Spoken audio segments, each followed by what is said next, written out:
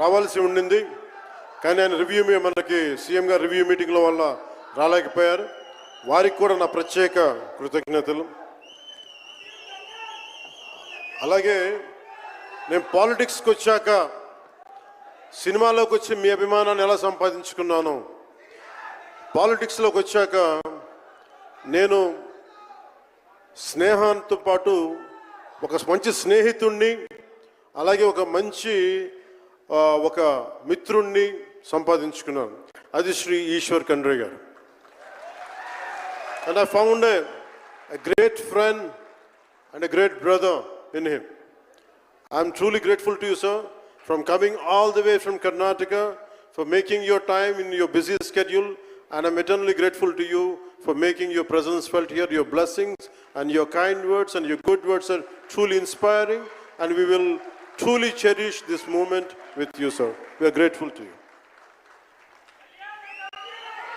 అలాగే కందుల దుర్గేష్ గారు, గౌరవ పర్యాటక సాంస్కృతిక శాఖ మరి సినిమాటోగ్రాఫ్ శాఖ మార్చులు, ఆంధ్రప్రదేశ్ ప్రభుత్వం. అలాగే ప్రత్యేకించి రఘురామకృష్ణరాజు గారు, మీకు తెలుసు కదా, ఆయన గురించి చెప్పక్కర్లేదు కదా. గౌరవ ఆంధ్రప్రదేశ్ శాసనసభ ఉపసభాపతి. ఆయన మాటని శాసనసభలో చూడాలి, చాలా ఆనందంగా ఉంటుంది ఆయనతోటి. వారికి కూడా నా ప్రత్యేకంగా ధన్యవాదాలు.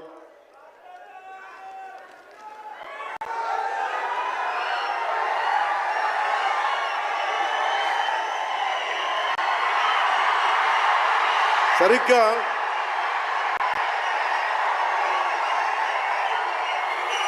ఒక 2 సంవత్సరాల క్రితం భీమ్లా నాయక్ రిలీజ్ అయినప్పుడు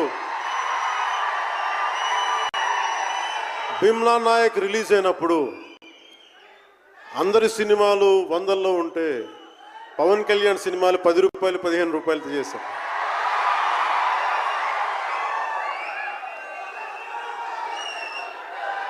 నేను ఒకటే చెప్పాను ఆ రోజున, మనల్ని ఎవడు ఆపేది.